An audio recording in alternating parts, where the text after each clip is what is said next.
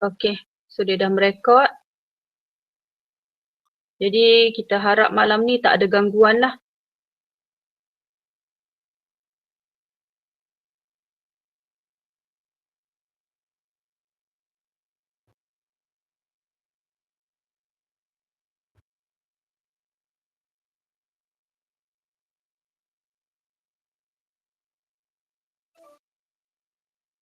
Hmm.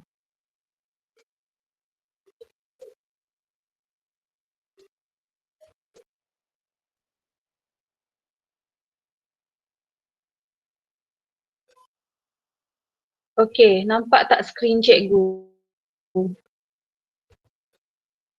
Nampak tak skrin cikgu? Tak nampak lagi cikgu. Nampak Ha? dah. Tak nampak lagi. Nampak dah cikgu, baru nampak. Baru nampak dah. Okey. So harap-harap malam ni tak ada masalah. Okey, so kita terus bincang praktis formatif 10.1. Okey, soalan 1. Nyatakan 3 aktiviti manusia yang memberi kesan negatif kepada alam sekitar. Jadi dia nak 3 kesan, awak boleh nyatakan apa-apa sahajalah. Okey, jadi kalau kita tengok di sini, penyahutanan, pembakaran terbuka, aktiviti penternakan, yang ni cikgu nak tegur. Okey, penternakan ni awak tambah aktiviti penternakan berleluasa ataupun aktiviti penternakan tanpa kawalan. Tolong deh, siapa yang nak ambil jawapan ni, awak kena tulis aktiviti penternakan tanpa kawalan. Barulah dia memberi kesan negatif. Kalau awak tulis aktiviti penternakan saja dalam SPM, dia tak betul. Sebab penternakan ni tak ada masalah. Boleh je nak ternak haiwan, tapi kena tambah aktiviti penternakan tanpa kawalan. Maksudnya orang tebang pokok, buka ladang-ladang haiwan. Dia dah jadi tanpa kawalan. Sama juga macam ni, aktiviti perlombongan tanpa kawalan, aktiviti pertanian tanpa kawalan dan pembakaran berleluasa.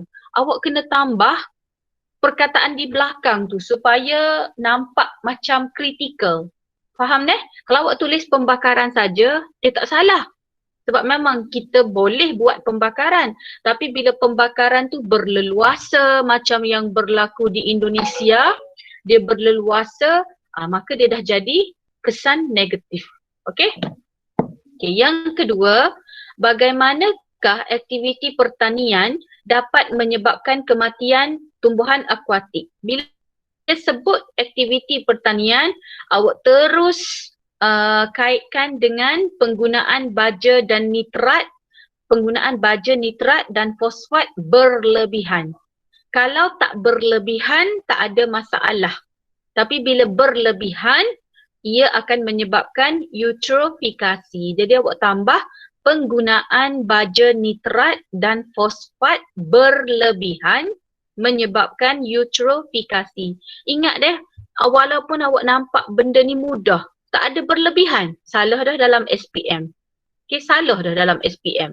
Okey, jadi bila awak guna berlebihan baja, bila turun hujan, hujan akan mengalirkan baja nitrat dan fosfat ke dalam sumber air, menyebabkan pertumbuhan alga menjadi pesat, dan bila pesat bertumbuh, maka ia akan menutup permukaan air. Okay, menyebabkan kadar fotosintesis di dalam kolam menjadi rendah. Kenapa rendah? Sebab cahaya tak sampai kepada tumbuhan di dasar tu. Jadi tumbuhan di dasar kolam, di dasar sungai tidak dapat buat fotosintesis. Menyebabkan kandungan gas oksigen terlarut dalam air menjadi rendah sebab pokok tak boleh buat fotosintesis. Lama kelamaan oksigen berkurangan, menyebabkan tumbuhan akuatik, haiwan akuatik mengalami kekurangan gas oksigen dan akhirnya mati. Okey? Soalan 3. Bagaimanakah peningkatan kepekatan gas rumah hijau menyumbang kepada peningkatan suhu bumi? Soalan cikgu nak tanya, apakah gas rumah hijau? Apakah jenis gas rumah hijau? Alia Farhana. Karbon dioksida, karbon monoksida, oksidan Dan NO2. NO2. NO2 tu apa? Nitrogen. Oksida. Nitrogen dioxide. Yes. Okey, jadi semua tu ialah gas-gas rumah hijau lah. Awak kena tahulah. Okey, kalau tak ingat sangat, gas rumah hijau yang menyebabkan peningkatan suhu bumi, karbon dioksida. Tu kalau awak tak ingat sangat-sangat. Okey. Jadi dia soalan tanya bagaimanakah peningkatan kepekatan gas rumah hijau menyumbang kepada peningkatan suhu bumi. Jadi peningkatan aktiviti manusia apabila membuat pembakaran bahan api fosil, apa-apa saja pembakaran akan membebaskan gas karbon dioksida. Jadi kereta membakar bahan api fosil. Jana kuasa pun bakar bahan api fosil.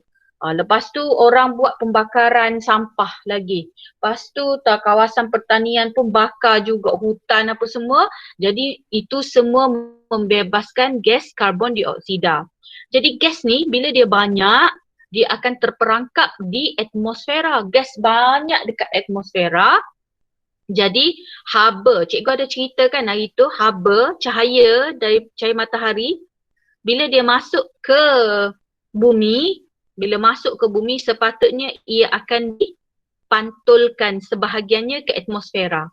Cikgu ulang sekali lagi, cahaya matahari apabila masuk ke bumi, sebahagiannya akan dipantulkan balik. Maknanya kalau masuk 100, 50 akan balik semula ke atmosfera.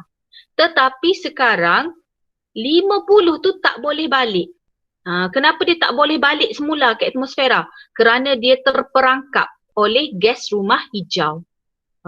Kenapa dia terperangkap? Sebab di atmosfera kita banyak gas karbon dioksida. Jadi gas tu, jadi cahaya tu, cahaya matahari nak balik tak boleh. Dia nak kembali ke atmosfera tak boleh.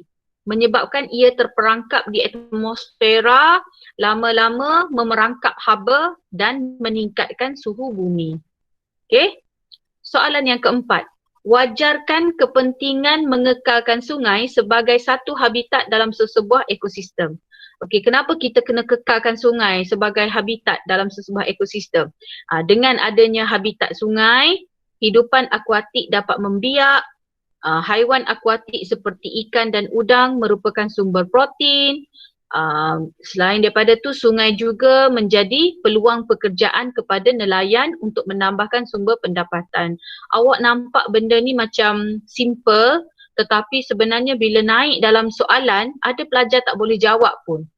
Dan di akhir tajuk ni nanti, cikgu akan beri tugasan PBD. Cikgu nak tengok awak ni boleh tak nak jawab soalan yang jenis kena berfikir di luar kotak.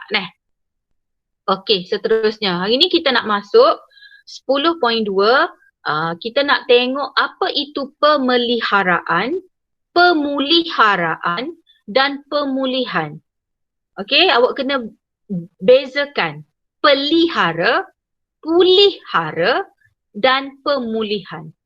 Okey, kita terus pergi kepada pemeliharaan. Okey. Pemeliharaan ekosistem merupakan usaha melindungi komponen-komponen dalam suatu ekosistem supaya dapat mengekalkan keadaan semula jadinya. Kita nak pelihara supaya keadaan semula jadi tu kembali asal. Okey? Kita nak pelihara, kita nak jaga. Salah satu langkah pemeliharaan adalah dengan mewartakan hutan simpan untuk mengekalkan keindahan semula jadi flora dan faunanya. Kita dah ada hutan. So kita tak nak bagi orang ceroboh, kita pelihara. Kita wartakan sebagai kawasan larangan.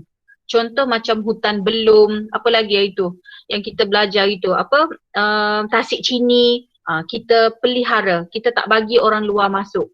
Okey. Hutan simpan dilindungi daripada sebarang aktiviti pembangunan. 90% daripada bahagian atas hutan simpan belum diterokai dan menjadi tempat penyelidikan. Awak faham dah? Benda tu sudah ada, kita cuma pelihara sahaja. Okey. Yang kedua, pemuliharaan. Pemuliharaan ekosistem bermaksud benda tu sudah rosak. Pemuliharaan, benda tu dah rosak, kita kena pulih balik. Okey, pemuliharaan kita nak jaga. So kita akan buat usaha membaik pulih sumber-sumber alam sekitar seperti air, hutan, tenaga, udara, mineral dan lain-lain yang telah digunakan tanpa membiarkan sumber-sumber itu pupus. Boleh beza ke kalau pemeliharaan benda dah ada, kita cuma jaga, jangan ganggu saja. Okey, tetapi kalau pemuliharaan, kita dah nampak binatang ni nak pupus dah. So kita akan ambil, kita pelihara. Okey? Strategi pemeliharaan dijalankan bagi memastikan komponen-komponen ekosistem yang terancam dapat diselamatkan. Dan ada dua jenis pemeliharaan, iaitu pemeliharaan in situ dan pemeliharaan ex situ. Kalau awak perasan, kita dah belajar dalam bab sebelum ni. Kita ada dua jenis pemeliharaan, in situ dan ex situ. Kalau in situ, mengekalkan spesies hidupan liar di habitat asalnya seperti taman negara dan taman laut. Maknanya kita pelihara, kita jaga spesies tu di situ. Sebab tu dipanggil in situ. Di dalam situ, di situ. Contoh katakan Rafflesia. Bunga Rafflesia nak pupus. Kita jaga dia di hutan tu. Kita pergi check, kita tengok, kita kira, kita peliharanya di situ. In situ. Okay. Tapi kalau ex situ, pemeliharaan ex situ memelihara spesies hidupan liar di luar habitat asalnya seperti di zoo dan taman botani. Katakan contoh, badak sumbu nak pupus lah. Ada seekor saja badak sumbu.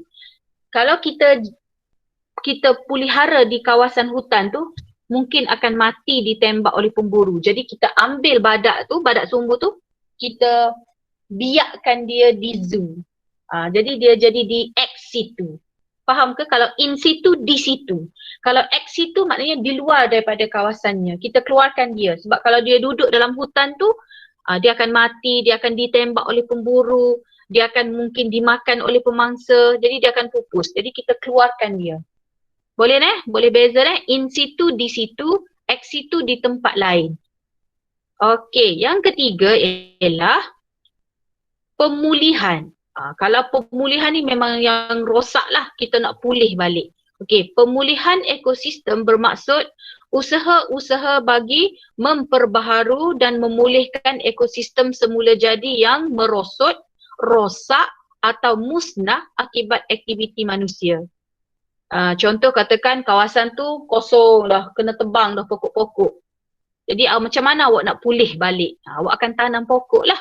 Okey, jadi penanaman semula hutan dan penanaman tanaman tutup bumi merupakan antara langkah pemulihan yang boleh diambil bagi memastikan kesinambungan sumber alam untuk generasi akan datang. Jadi cikgu harap awak boleh bezakan pemeliharaan, pemuliharaan dan pemulihan. Okey? Sebab nanti mungkin akan naik dalam soalan. Okey, yang ni tak payah buat lah.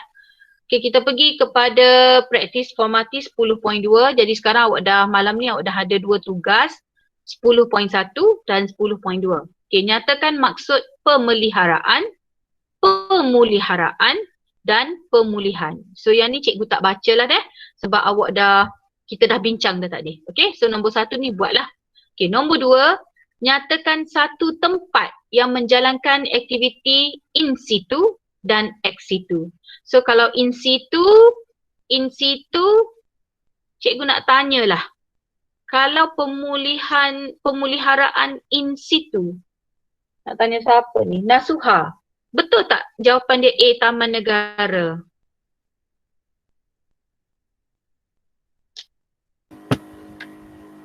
Oh, betul cikgu.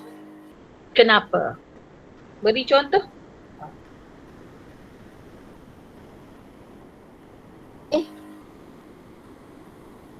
Sebab dia mengekalkan spesies hidupan liar di habitat asalnya. Beri contoh taman negara yang kita ada di Malaysia lah. Satu contoh taman negara. Taman Negara Kuala Lumpur. Woi, ada ke taman negara Kuala Lumpur mengarut awak? Zoo negara awak. Sebab siapa tahu taman negara, berilah satu contoh cikgu. Taman Negara Pahang. Yes, Taman Negara Pahang. Taman Negara Belum, Taman Negara di Sarawak banyak. Awak boleh sekarang lagi banyak deh. Okay, jadi Taman Negara, dalam Taman Negara tu ada Rafflesia, ada pokok cengal yang tertua, ada pokok meranti yang tertua. Jadi kita pelihara spesies tu di situ. Okay, so dia jadi in situ Taman Negara. Kalau ex situ, kita kena keluarkan haiwan atau tumbuhan tu ni kita jaga di tempat lain. So sama ada awak nak jawab zoo atau taman botani. Okay. Soalan 3. Satu kawasan lereng bukit akan dimajukan sebagai kawasan perumahan. Sebagai pemaju perumahan, cadangkan langkah-langkah pemeliharaan dan pemulihan ekosistem di kawasan tersebut. Terangkan cadangan tersebut. Okey, kita tengok Awak nak buat rumah, awak ni sebagai kontraktor, awak nak buat rumah di kawasan lereng bukit.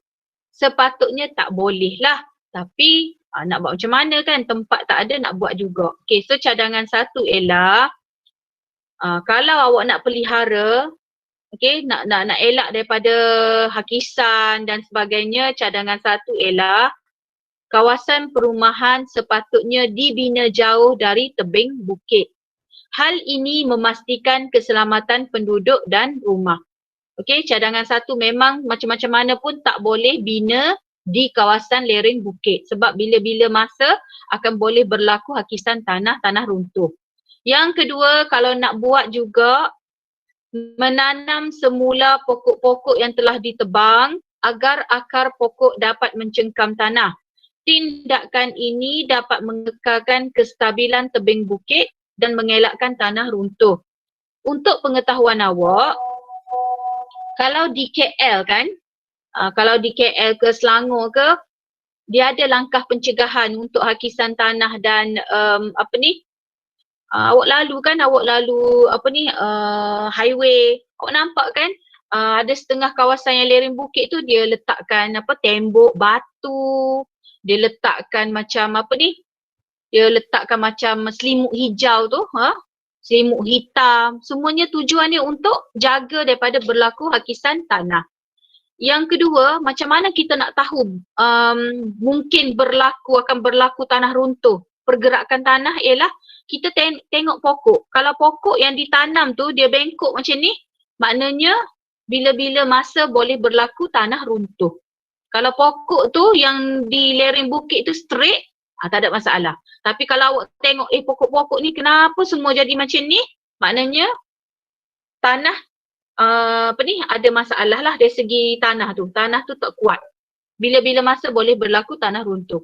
Okey, cadangan 3 ialah menanam rumput menutup bumi. Tindakan ini dapat mengelakkan hujan lebat yang menyebabkan hakisan tanah, aliran air hujan membawa tanah dan lumpur sehingga dapat menyebabkan banjir lumpur. Awak ada baca akhbar tak yang baru-baru ni yang kontraktor bina rumah di Pahang yang hancur. Bangun pagi tu hancur 2 butir rumah banglo. Okey, sebab dia betul-betul bina di kawasan lereng bukit. Nanti cikgu cari artikel tu. Okey, cikgu akan tunjuk ke awak nanti. Cikgu akan cuba cari. Okey, seterusnya kita pergi kepada amalan dalam melestarikan alam sekitar. Amalan yang menyumbang kelestarian alam sekitar bertujuan untuk memastikan penggunaan sumber-sumber semula jadi mencukupi buat masa ini dan untuk masa depan bagi manfaat semua jenis hidupan di bumi. Okey, kita nak tengok apakah langkah-langkah yang boleh kita buat untuk kelestarian alam. Yang ni cikgu nak awak baca, hafal sebab dia tak akan bagi direct soalan. Dia tak akan tanya, okey nyatakan apakah amalan. Dia tak akan bagi soalan macam ni. Dia akan bagi situasi kepada awak.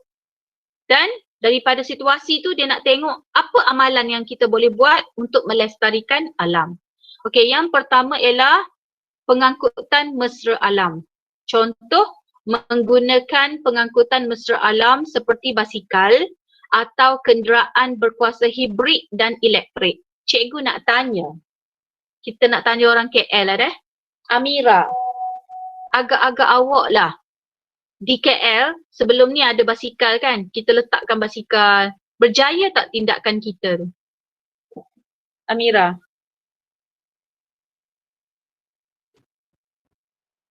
Kan sebelum ni kan di KL ada banyak kan dia letak-letak basikal tu yang boleh disewa tu. Berjaya tak tindakan tu? Pada pendapat awak? Berjaya. Berjaya Kenapa sekarang tak ada basikal tu? Sebab ramai guna kenderaan sendiri.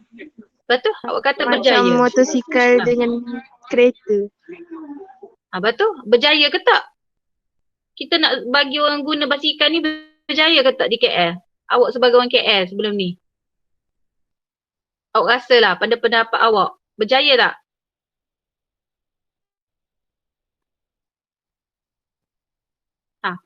Berjaya ke tak? Siapa nak bagi pendapat? Berjaya ke tak? Kalau awak pergi ke KL sebelum ni 2, 3, 4 tahun sebelum ni kan ada kan yang basikal kuning tu. Yang kalau kita nak naik kita kena scan dulu barcode dia. Berjaya ke tak?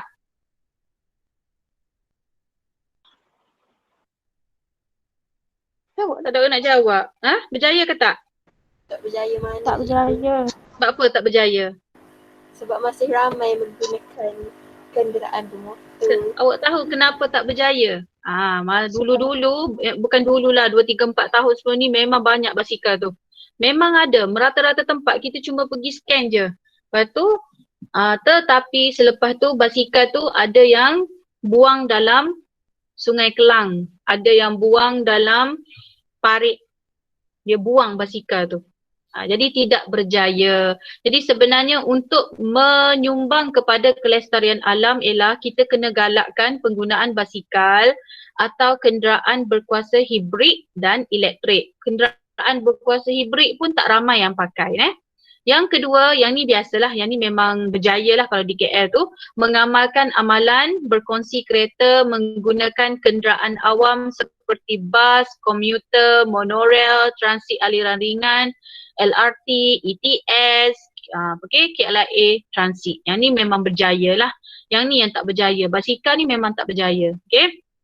Kalau awak tengok di Netherlands, pelajar pergi ke sekolah pun naik basikal, pejabat naik basikal. Cuba Google, tengok dalam YouTube di Netherlands semua naik basikal. Okey, yang kedua penjimatan penggunaan elektrik. Sumber tenaga elektrik yang utama adalah daripada pembakaran bahan yang tidak boleh diperbaharui. Awak duk guna-guna elektrik tu sebenarnya dia buat pembakaran bahan yang tidak boleh diperbaharui. Maknanya kalau bahan tu habis, habislah. Sebab tu dia panggil bahan yang tidak boleh diperbaharui.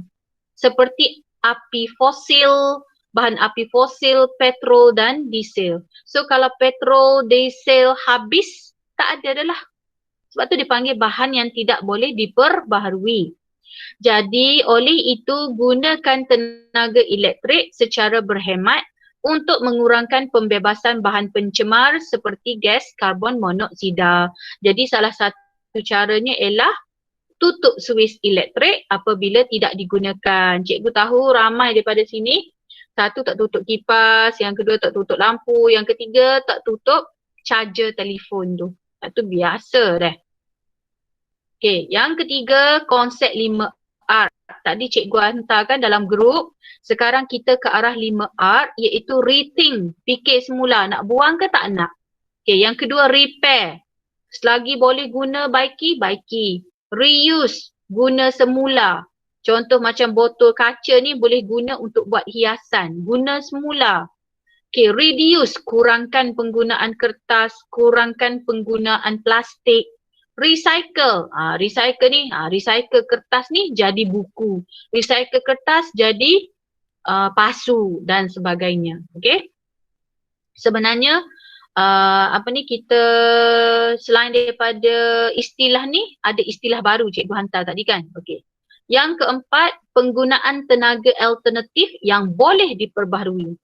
Kita nak guna tenaga yang boleh diperbaharui. Maknanya tenaga tu tidak habis. Okey, tenaga yang boleh diperbaharui bermaksud tenaga yang dijana daripada sumber semula jadi seperti matahari, angin, ombak, air, geoterma dan biogeosim.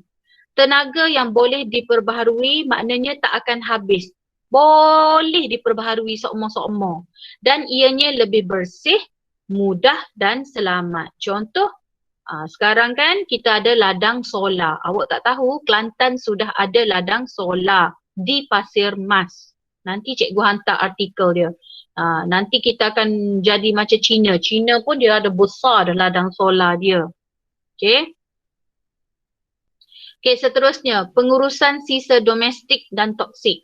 Jabatan Alam Sekitar diberikan kuasa untuk menyelaras aktiviti pembuangan sisa buangan, menetapkan had maksimum pengeluaran sisa buangan, mengawal pelesenan jenis bahan buangan, kandungan, jumlah dan kesan bahayanya, menjalankan upcycle bahan sisa, dapat mengurangkan sisa buangan ke tempat pelupusan sampah. Apa itu upcycle? Upcycle bahan sisa bermaksud menukarkan bahan lama kepada sesuatu yang baharu, cantik dan kreatif. Aktiviti ini dapat mengurangkan pembuangan sisa buangan. Contoh, awak tahu kan contoh minyak yang digunakan untuk menggoreng daging burger awak digunakan di upcycle balik jadi minyak untuk diisi dalam kenderaan KFC yang bawa kenderaan KFC, lori KFC, lori McDonald. Perasan ke tak kalau awak duduk di belakang lori McDonald tu dia tulis lori ini menggunakan minyak yang telah di upcycle dari dapur dari kitchen kami dia tulis. Adalah di belakang lori McDonald tu. Ayatnya dia ambil minyak yang guna untuk menggoreng McDonald awak tu, daging, ayam awak semua tu, dia upcycle balik jadi minyak yang boleh digunakan untuk kenderaan. Ada kaedah dia sekarang. Dah. Okey, lagi kawalan biologi. Kawalan biologi ialah cara mengawal populasi haiwan perosak dengan menggunakan musuh semula jadi dan cara ini dapat mengurangkan penggunaan racun serangga. Yang ni yang dah lama dah. Ini dah biasa dah. Okey, seterusnya lagi penjimatan penggunaan air. Guna semula air terpakai atau air hujan untuk menyiram pokok dan mencuci kenderaan. Jadi malam ni hujan, jadi awak tak ada air, esok boleh guna untuk siram pokok, untuk cuci longkang dan sebagainya. Okey, kita pergi lagi. Yang ni tak payah lah. Yang ni pun tak payah. Yang ni nanti cikgu tunjuk. Sekolah kita pernah masuk bertanding lah yang ni. Okey, seterusnya kita pergi kepada status sekuriti makanan di Malaysia. Sekuriti makanan diterjemahkan sebagai jaminan makanan yang merujuk kepada jaminan ketersediaan makanan, jaminan capaian makanan dan jaminan penggunaan makanan. Terdapat 4 komponen penting dalam sekuriti makanan. Bukan dia cikgu, komponen sekuriti makanan. Maksudnya bila manusia ni bertambah, cukup ke makanan kita? Okey, so kita ni terdapat 4 komponen lah. Kita nak tahu makanan tu cukup tak cukup. Yang pertama, ketersediaan makanan. Keupayaan untuk mendapatkan bekalan makanan yang mencukupi dengan kualiti yang baik dalam pasaran domestik maupun bekalan makanan yang diimport. Jadi bila penduduk Malaysia semakin bertambah, sebab itulah kita pun kena perbanyakkan aktiviti pertanian dan kita kena cari kaedah-kaedah baru supaya makanan kita ni banyak. Okay, yang kedua, akses makanan. Makanan mudah diperoleh bagi menampung keperluan diet yang bernutrisi. Yang ketiga, penggunaan makanan. Kemampuan untuk mendapatkan nutrien yang mencukupi melalui pemakanan, air yang bersih serta pemprosesan dan penyediaan makanan. Kestabilan makanan. Setiap individu mempunyai akses untuk mendapatkan makanan berkhasiat yang mencukupi pada setiap masa. So awak hafal lah apa 4 komponen security makanan. Yang pertama, makanan cukup ke tak? Ada ke tak? Ketersediaan makanan. Akses nak dapat makanan mudah ke tak? Nak beli mudah ke tak? Yang ketiga, penggunaan makanan bersih ke tak? Yang keempat, kestabilan makanan. Stabil tu maknanya macam contoh baru ni kita kepupusan apa? Kita bukan kepupusan, kita macam putus daripada bawang besar pun ni. Bising dah. Nak masuk macam mana? Okay, so kita kena stabil sokmo makanan kita ni. Maknanya Malaysia ni kena fikir sokmo. Kalau berlaku kekurangan ni akan jadi apa? Okay, jelas Okay, yang kedua seterusnya ialah dari segi halal. Halal merupakan elemen penting dalam menentukan status sekuriti makanan. Kenapa? Sebab Malaysia ni negara yang agama Islamnya adalah agama nombor 1 kan. Jadi makanan halal mesti dihasilkan dalam persekitaran bersih dengan kaedah yang menitik beratkan kebersihan dan ketertiban dalam proses pembuatannya. Halal ni bermula daripada ladang sehinggalah peringkat akhir menghasilkan produk makanan tu. Okay, bermula daripada awak tanam sayur tu sehinggalah awak packing sayur semua tu, dia kena dapatkan pengesahan halal. So kita ada dua lah security yang menentukan halal ke tak makanan tu, iaitu Good Manufacturing Practice dan HACCP. Okay. Yang ni tak payah. Okay, yang ni kita tengok yang ni. Okay, senaraikan 4 komponen penting. Yang ni cikgu tak payah baca lah. Okay, 4 komponen tadi. Makanan ada ke tak? Ketersediaan makanan. Akses nak dapat makanan mudah ke tak? Penggunaan makanan dan kestabilan makanan. Okay. Yang kedua, pada pendapat anda, apakah tanggungjawab seorang pengusaha makanan dalam menjayakan sekuriti makanan? So kalau awak ni pengusaha makanan, tak ada benda lain. Mesti yang pertama menyediakan makanan berkualiti, mencukupi, yang dapat menampung keperluan penduduk setempat. Yang ketiga, memenuhi keperluan nutrien dan mesti halal. Okay, tambah sikit satu lagi. Mesti halal. Okay, soalan 3.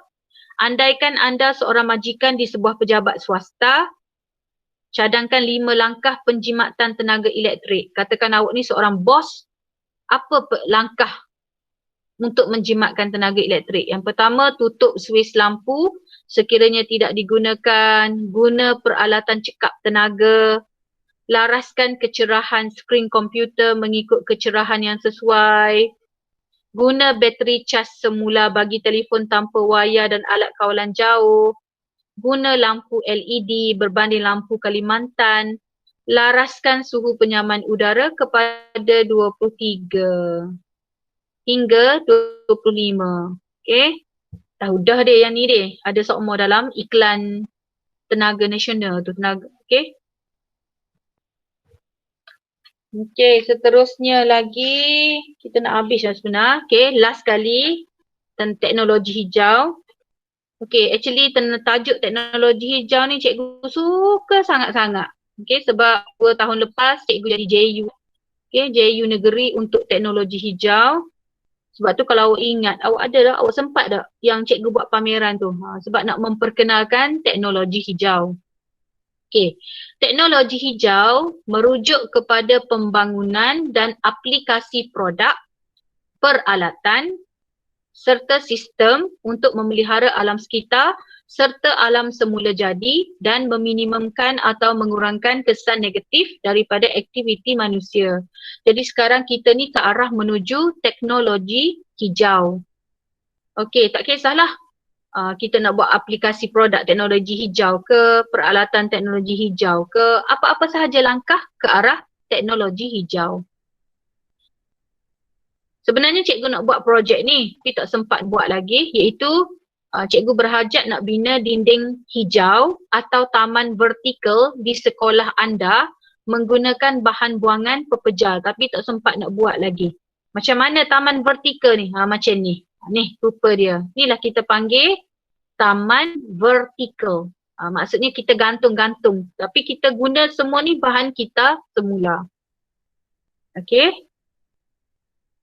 Okey, dan kita sebenarnya ada dasar teknologi hijau Awak kena tahu kita ada dasar teknologi hijau menyatakan sebarang produk, peralatan atau sistem yang memenuhi kriteria kita panggil teknologi hijau. Apa-apa sajalah produk ke, peralatan ke, sistem ke, asalkan menepati teknologi hijau, kita panggil teknologi hijau.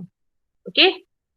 Okey, seterusnya. Kenapa kita nak guna penggunaan teknologi hijau dalam kelestarian alam? Supaya kita nak mengurangkan degradasi alam sekitar. Kita nak meminimumkan, mengurangkan kerosakan alam sekitar. Mempunyai pembebasan gas rumah hijau yang rendah atau CFR. Sebenarnya Malaysia antara negara tertinggi menghasilkan gas karbon dioksida. Kita ni antara negara tertinggi menghasilkan gas karbon dioksida. Jadi masa tu Perdana Menteri kita Tan Sri Najib dia pergi ke mesyuarat yang cikgu tak ingat dah mesyuarat apa. Jadi dia pun berjanjilah sebab dia kata sebab negara-negara barat kata kalau Malaysia ni tidak mengurangkan gas karbon dioksida, Malaysia akan dipulau. Adalah dia akan buat pemulauan, tak beli barang Malaysia ke apa. Jadi pada masa tu Tan Sri Najib pun berjanji, dia kata okey Malaysia akan mengurangkan berapa persen gas karbon dioksida. Sebab tu kita buat teknologi hijau ni sebab kita nak mengurangkan pembebasan gas rumah hijau. Okey, lagi yang ketiga, supaya selamat digunakan dan menyediakan persekitaran yang sihat dan lebih baik untuk semua hidupan. Yang keempat, kita nak menjimatkan tenaga dan sumber asli kerana tenaga dan sumber asli ni adalah tenaga yang tidak boleh diperbaharui. Nanti habis-habis lah. Okey, menggalakkan penggunaan sumber-sumber yang boleh diperbaharui. Okey. Okey, yang ni yang cikgu kata tadi lah, kita ada dasar teknologi hijau negara ni lah sebab kita dah berjanji kan kita nak kurangkan gas karbon dioksida. Jadi dasar teknologi hijau ni dia ada 4 tonggak iaitu kita berjanji dari segi tenaga, dari segi sosial, dari segi ekonomi dan dari segi alam sekitar. Okey, dan kalau awak pergi ke Putrajaya, awak tak tahulah awak pernah pergi ke tak, awak pernah tengok ke tak, ni bangunan Perdana Putrajaya. Kalau awak masuk dalam bangunan tu, dia kurangkan penggunaan lampu. Adalah nanti awak Google sendirilah. Dia panggil green building. Okay, green building atau bangunan hijau merupakan satu konsep pembinaan yang bercirikan teknologi mesra semula jadi. Kalau tak silap cikgu KLIA 2 pun kalau kita pergi, kita letak tangan barulah keluar air kan dekat sink tu. Kita letak tangan baru keluar air. Sebab kita nak jimatkan penggunaan air. Okay, ada setengah-setengah bangunan pun kita pergi barulah lampu terbuka. Semua tu tujuan dia untuk menjimatkan penggunaan tenaga elektrik. Okay, boleh nanti awak Google sendirilah. Ni, awak type je dalam Google, awak cari Pusat Semula Cyberjaya dan Bangunan Perdana Putrajaya. Awak mesti macam, orang kata apa ni, macam terinspirasi lah macam mana Malaysia boleh buat bangunan macam ni. Dia memang guna teknologi hijau sepenuhnya. Okay, yang tak payahlah. Okay, yang ni cikgu rasa baca sendiri kot. Sekejap cikgu tengok sekejap. Okay, kita pergi yang ni lah. Amalan berkonsepkan teknologi hijau Apakah amalan-amalan yang kita boleh buat untuk memajukan teknologi hijau? Yang pertama, menghasilkan ekoenzim daripada sisa buah-buahan sebagai ejen pembersih. Yang ni kalau ada masa lah kita akan buat. Cikgu pun sebenarnya masa cikgu jadi JU, cikgu sudah dapat latihan lah untuk menghasilkan ekoenzim. Ekoenzim ni kita boleh guna untuk cuci longkang, bersih longkang. Kita hasilkan daripada sisa buah-buahan. Okay, yang kedua, mengitar semula sisa dapur dan sisa makanan untuk menghasilkan baja semula jadi atau penggalak pertumbuhan tanaman. Yang ni cikgu dah buat dah. Nanti cikgu tunjuk gambar. Cikgu guna sisa buah yang buruk, lepas tu cikgu jadikan sebagai baja. Okey, yang ketiga menghasilkan biogas daripada sisa pepejal organik. Yang ni pun kita dah buat. Sebenarnya Zainab buat belaka dah ni. Buat dah masa pameran tu. Yang ni awak dah buat ke dengan cikgu? Menghasilkan tepung daripada kulit pisang untuk dijadikan sebagai bahan pembuatan bioplastik semula jadi. Ingat tak awak buat plasticine daripada kulit pisang? Yang ni pun cikgu dah buat dah. Menghasilkan baja folia daripada sisa dapur untuk digunakan pada daun sebagai penggalak pertumbuhan sayur-sayuran. Yang ni semua kita dah buat. Yang mana betul-betul berkonsepkan teknologi hijau. Okey, ni cara-cara dia nak buat ekoenzim menggunakan sisa dapur. Kalau awak tengok sini dia guna kulit lemon dan oren. Lepas tu dia guna gula perang. Dia masukkan yeast dan air suam, masukkan dalam botol plastik tetapi awak kena sentiasa buka. Kalau tidak dia meletup. Dia keluar. Jadi kena sentiasa buka. Lepas tu tutup, buka, tutup. Dan simpan dalam bekas kedap udara. Adalah cara dia nak buat Okey, yang ni yang cikgu buat dengan pelajar-pelajar cikgu. Cikgu buat baja folia tadi. Kalau awak tengok sini, cikgu buat 2 jenis baja folia. Satu guna sisa sayur. Satu lagi cikgu guna sisa buah-buahan. Cikgu nak tengok yang guna sisa sayur atau sisa buah-buahan yang mana lebih baik. Okey. Dan cikgu mesin bersama dengan gula perang. Nampak ni pelajar buat. Okey. Kemudian cikgu peramkan dia ni. Cikgu peramkan dia dalam botol. Yang ni sisa buah-buahan. Yang ni sisa sayur. Okey. Maka jadilah baja folia. Okey. Lepas tu siram dekat pokok. Macam-macam pokok lah. Dan kita dah bentang kepada UMK. Okey. Kita dah bentang kepada Profesor UMK. Ni kakak-kakak sini awak dah bentang. Ada kakak Alia Farhana kan? Alhamdulillah lah. Pelajar dapat menjawab dengan baik lah. Okey, yang ni yang kita buat dari tu ingat. Aktiviti pasca PT3 kita hasilkan tepung daripada kulit pisang. Okay. Ni awak apa ada lagi ni. Okay, ni. Bila dah jadi tu jadi plasticine kan. Dah boleh buat macam-macam model lah. Okay. Okay. Cikgu rasa habis dah. Yang ni awak baca sendirilah. Yang ni tak ada apa. Okay, tak ada apa. Yang ni pun awak buat sendiri boleh. Nanti cikgu bagi jawapan. Okay. Yang ni yang cikgu kata tadi bandar teknologi hijau Yang ni bandar teknologi hijau pernah masuk pertandingan. Yang ni yang kita buat lah ni. Kita gerakkan air dalam ni. Awak nampak tak ada mesin ni. Gerakkan air, mesin tu bergerak. Lepas tu mana hari tu cikgu pun lupa dah. Apa yang bergerak lagi. Ni. Dia suruh kita hasilkan idea bagaimana kita nak hasilkan bandar teknologi hijau. So kalau awak tengok sini sebenarnya semua ni ada maksud. Yang cikgu buat dengan pelajar ni semua ada maksud. Yang ni panel solar kalau awak tengok ni. Panel solar berada di atas bangunan ni. Semua ni panel solar ni. Semua ni duduk atas bangunan belakang ni. Lepas tu kalau awak nampak hijau-hijau ni kita buat taman vertikal. Di setiap ni pun apa lagi cikgu buat. Ni kita nak tangki ni untuk tadah air hujan. Untuk disalurkan ke kawasan perumahan. Semua ni semua ada makna semua cikgu buat ni. Lepas tu kalau awak tengok ni, ni kawasan ni sebenarnya macam tempat LRT.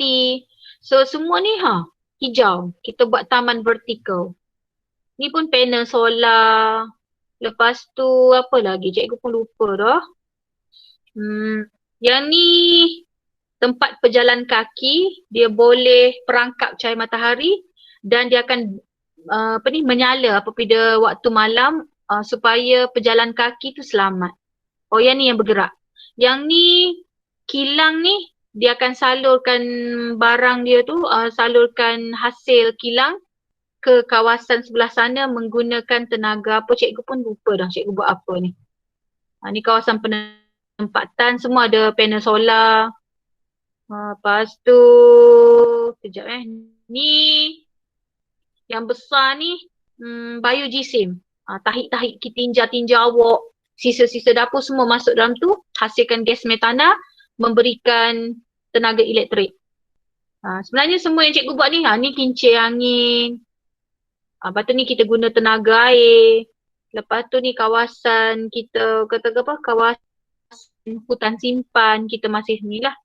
Okay, yang ni yang Zainab buat. Yang ni yang sekolah lain ni. Cikgu ambil contoh-contoh yang sekolah lain buat. Semuanya menggunakan bahan kita semula. Ni pun sekolah lain buat. Setiap benda yang dia buat tu dia kena ada maksud dia. Apa maksud yang dia buat tu? Okay.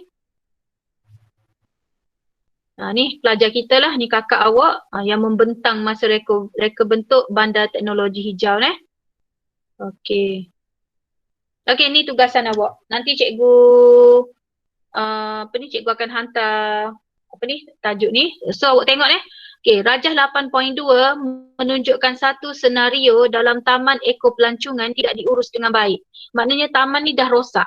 Kalau awak tengok sini, pokok dia tebang, nampak ni, pokok dia tebang.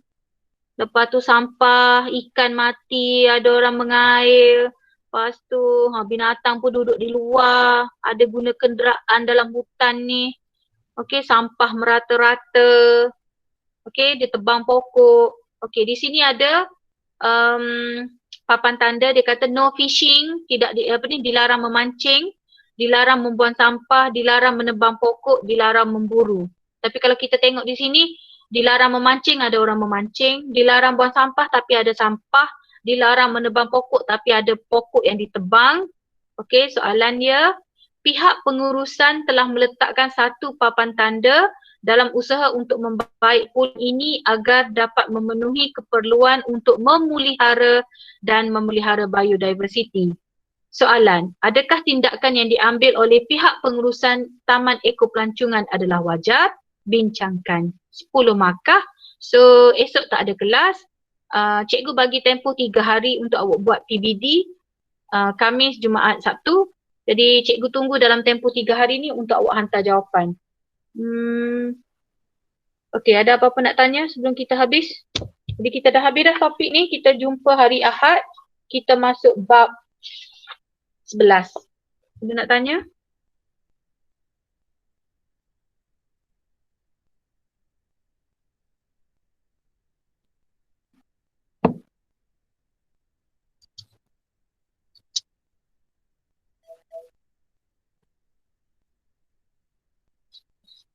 Ada nak tanya apa-apa? Habis dah bab kita.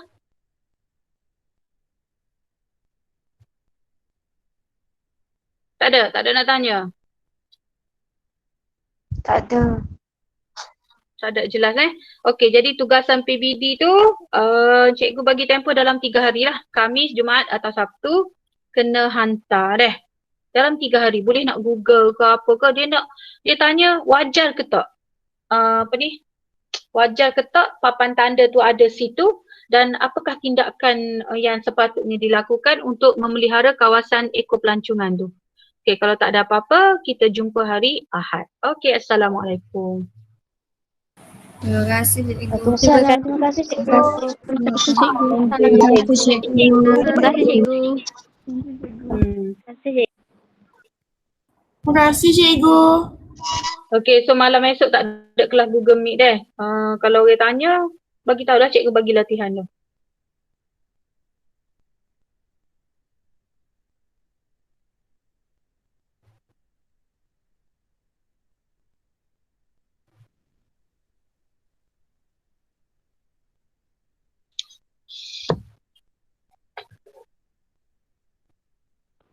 Terima kasih cikgu.